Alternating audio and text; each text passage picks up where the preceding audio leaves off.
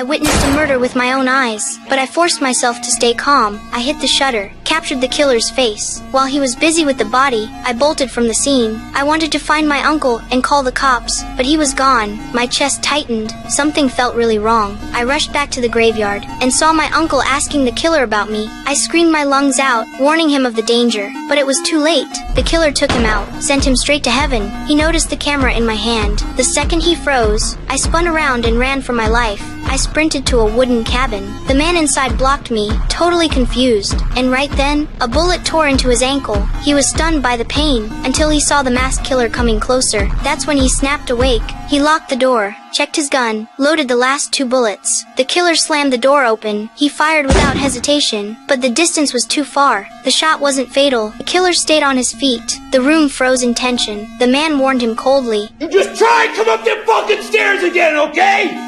I will blow your fucking head clean off! I'm getting the police on the line right now!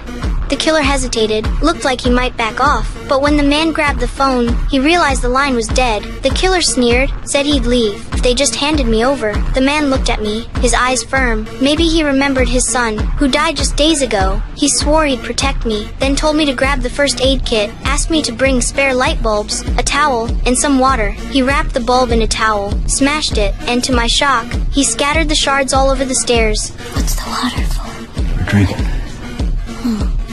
The man asked me why I was being hunted. I told him my nightmare, and handed him the film from my camera. He wrapped it carefully, told me to hide it in the water tank. Downstairs, the killer was losing patience, cursing, raging, shouting he'd come up and kill us. Just then, a patrolling cop heard the gunshots. Eager for credit, he didn't call for backup. Came alone. He quickly found the cabin, but the killer stayed calm, put on his mask, got ready for the fight.